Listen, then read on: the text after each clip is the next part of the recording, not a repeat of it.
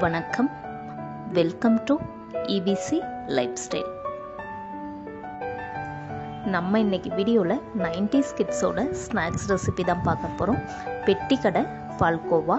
90s கிட்ஸில் இதை சாப்பிடாதவங்க யாருமே இருக்க மாட்டாங்க. ரொம்ப சிம்பிளான ரெசிபி தான், டேஸ்ட் ரொம்பவே நல்லாயிருக்கும். வாங்க எப்படி செய்கிறதுன்னு வீடியோக்குள்ளே போய் பார்க்கலாம்.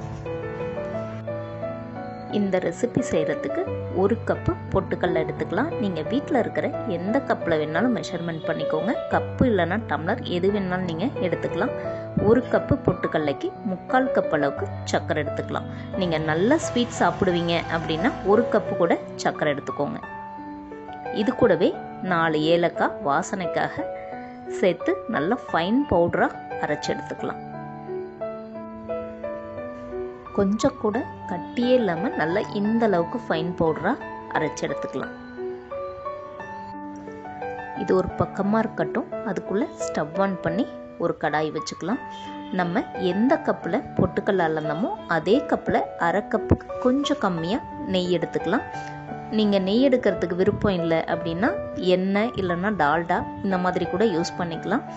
நெய் ஜஸ்ட் மெல்ட் ஆகி வந்தால் போதும். ஸ்டவ்வை ஆஃப் பண்ணிவிட்டு அதுக்கப்புறமா நம்ம அரைச்சி வச்சிருக்கிற பொட்டுக்கடலையும் சர்க்கரையும் சேர்த்து நல்லா கலந்து விட்டுக்கலாம்.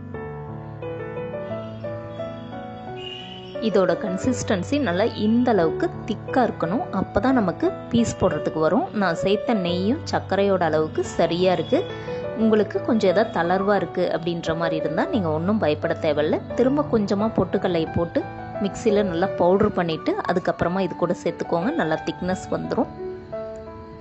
ஒரு பிளேட்டில் நெய் தடவிட்டு நம்ம கலந்து வச்சிருக்கிற மாவை பிளேட்டுக்கு மாற்றிக்கலாம்.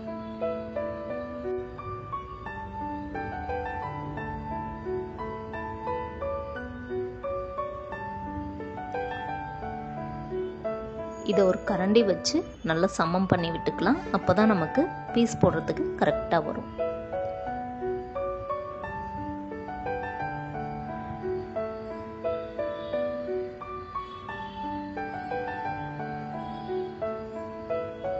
அடுத்து ஒரு கப்பு வச்சு இந்த மாதிரி நல்லா மேலே தட்டி விட்டுட்டோம் அப்படின்னா விரிசல்லாம் இல்லாமல் நமக்கு ஒரே ஈவனாக கிடைக்கும். சூடு நல்லா ஆறி வந்ததுக்கு அப்புறமா நமக்கு வேணுங்கிற சைஸுக்கு பீஸ் போட்டு எடுத்துக்கலாம்.